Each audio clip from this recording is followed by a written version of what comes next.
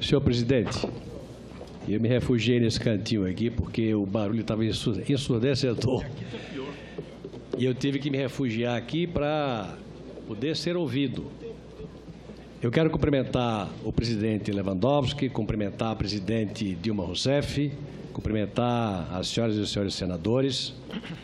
E, de forma objetiva e clara, presidente Dilma, eu queria ir direto ao assunto. Nós estamos aqui há horas conversando sobre pedaladas fiscais, edição de decretos, conversando sobre a legalidade ou ilegalidade desses fatos. Ocorre que estes fatos têm que se circunstanciar na sequência de fatos e dentro de determinadas circunstâncias. Você não usa pedalada se você não estiver sem dinheiro. É um remédio para a falta de recurso.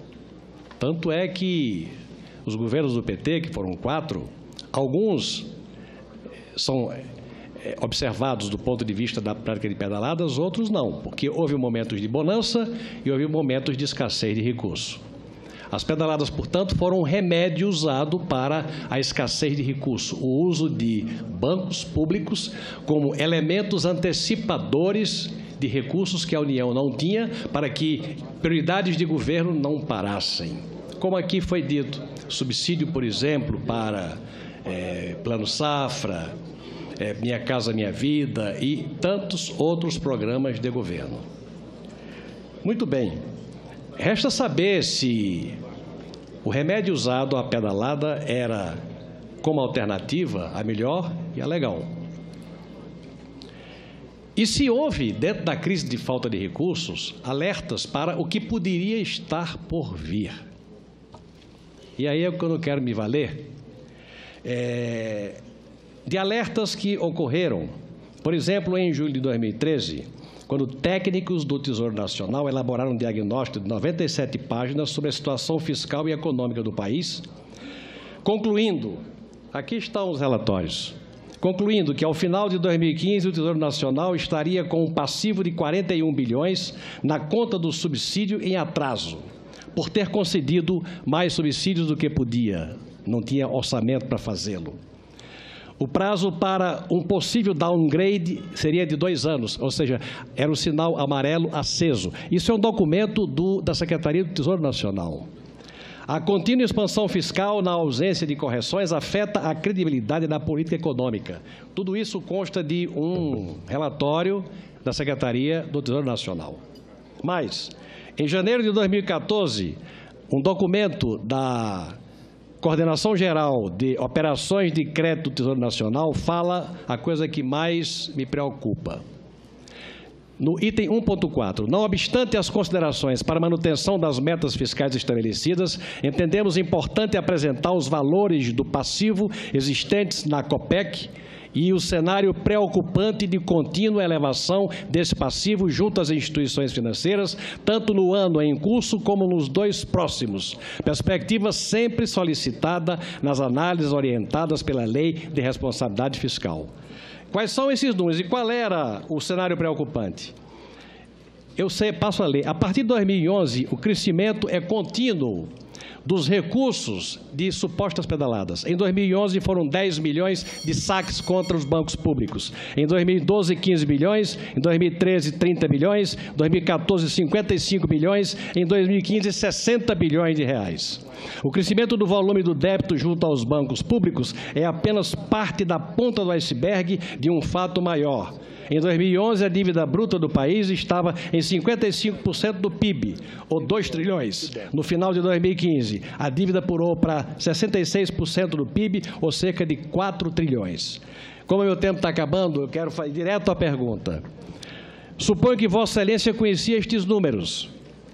Por que, como gestora-chefe do país, não antecipou providências, atendendo a recomendações do Tesouro e do Tribunal de Contas da União, que lhe evitariam mandar para o Congresso proposta de ajuste fiscal que teve o claro objetivo de legalizar decretos sem cobertura congressual? É a pergunta que faço a Vossa Excelência. Agradeço, senhor senador Agripino. A palavra com a senhora presidente. Senhor senador Agripino, de fato, eu aqui estou sendo julgada por duas questões. Decretos de crédito suplementar, que eu creio que fui bastante exaustiva ao responder o nobre senador Regufe. Então, não podemos aqui, senador, misturar uma coisa com a outra. O senhor vem falando de plano safra. É isso que está em questão. Pois bem, senador, toda alegação da acusação é que plano safra é operação de crédito. Toda acusação toda a opinião da acusação, pelo menos a que está nos autos, considera que os decretos feriram a Constituição porque são operações de crédito. E é vedado, os decretos não, desculpa, o plano safra. E é vedado ao governo federal estabelecer relações de operação de crédito não autorizadas pelo Congresso com bancos públicos. É isso que é a questão. Ora, senador, primeiro, a conta do senhor é muito estranha, porque o TCU apurou um valor de 55 bilhões ao final de 2015, como sendo todos passivos pendentes. Se a gente for somar os dos senhores, deve dar uns 200 bilhões. Foram 55 bilhões o que foi a estimativa do TCU. E foram pagos, senadores. Foram pagos. Por quê? Esta é uma questão que, havendo autorização, se paga. O que acontece com essa questão do Plano Safra? Se vocês não concordam comigo, eu quero citar algumas instituições que afirmaram ao longo do processo que não é operação de crédito. Todo o corpo técnico do Ministério da Fazenda, do Planejamento, da AGU e da Casa Civil. Aliás, vale lembrar que a Secretaria do Tesouro afirmou isto em nota elaborada após o meu afastamento. Não foi antes, foi após o meu afastamento, dizendo: não é operação de crédito. O Ministério Público do Distrito Federal disse: não é operação de crédito. E se vão criminalizar a Presidenta da República no ano de 2015, que criminalizem todos desde 2000. Os auditores da CERUR, do TCU, cuja opinião foi ignorada pelo comando daquela instituição. Grandes especialistas na matéria, como Heleno Torres, um advogado, Misabel Derce, Heleno Torres, da USP, Misabel Derce, da UFMG, Carlos Nascimento, da Universidade de Pernambuco, e Ricardo Lorde, da Universidade Federal do Rio de Janeiro, para citar alguns. Essa questão, senador, se é ou não operação de crédito, é no mínimo controversa. A lei de 92 estabeleceu que tratava-se de subvenção, que a União faria ao Banco do Brasil. Por que não é operação de crédito? Porque a União não toma nada emprestado do Banco do Brasil. O Banco do Brasil empresta a produtores. O que nós fazemos é a equalização dos juros. Nós pagamos a diferença entre o juro de mercado e o juro que o Plano Safra estipula após ouvido o Conselho Monetário Nacional, estipula para as respectivas operações em que o Banco do Brasil vai ter com os produtores rurais. Neste processo, há diferenças em relação ao tamanho dos produtores, ao pagamento em dia dos produtores, há várias questões relativas aos produtores. Não é uma trivialidade apurar-se e pagar-se. Ao longo desse processo, eu estou me referindo agora à declaração do Ministério Público Federal. Ao longo desse processo, desde do momento em que esta lei autorizou esse procedimento, uma lei de 1992, eu posso até pegar o número para o senhor, ao longo desse processo, ninguém, nem o TCU, nem ninguém do Congresso questionou se o processo seria esse, porque se questionasse, teria havido um processo do TCU e a operação teria sido interrompida. Esse processo começa a ser questionado em abril de 2015.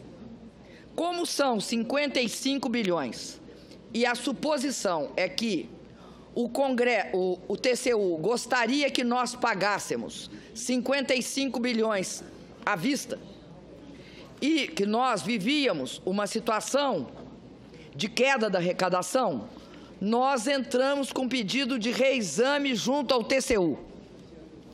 O TCU só decidirá em definitivo sobre a matéria em dezembro de 2015.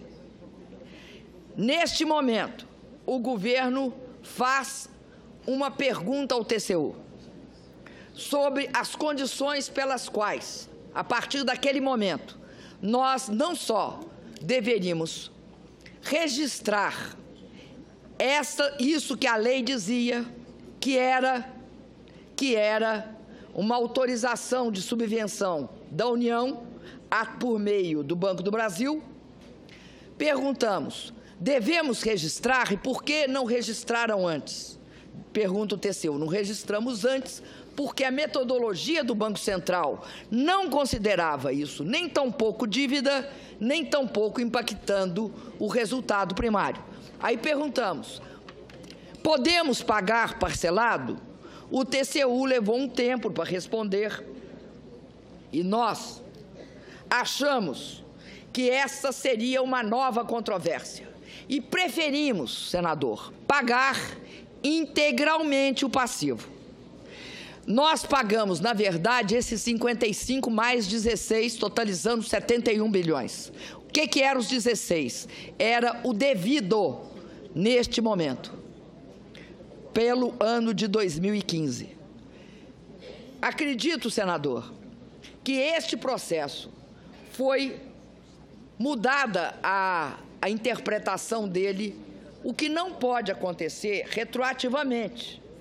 Não é possível que uma coisa venha sendo feita por todos os governos e que um belo dia o TCU diga, não é possível continuar fazendo. E isso significa voltar para trás, e não, a partir daí para frente, não pode fazer. Eu não tenho como voltar atrás e impedir que todos os atos praticados anteriormente sejam cancelados, eles não serão cancelados. É base da segurança jurídica o princípio da irretroatividade da lei. Eu não posso retroagir. Então, senador, esta foi uma discussão controversa, ela não foi uma discussão tranquila, não era certo que era para fazer assim, e nós entramos com pedido de reexame. Eu não concordo, senador, que se misture nessa questão que nós estamos discutindo outras questões que não estão pendentes. Porque se nós vamos discutir as outras questões que não estão pendentes, a gente, para esse julgamento, discute essas questões e volta para o julgamento. Porque o que tem de ser decidido é se essas, primeiro, ao contrário do que dizem todos esses, incluindo o Ministério Público Federal do Distrito Federal, se foi com dolo, se foi porque de repente nós acreditamos que era assim, ou se essa era a praxe e que mudou no meio do jogo. O que nós afirmamos da defesa é que mudou no meio do jogo. Mudaram a regra do jogo quando estava no segundo tempo do jogo.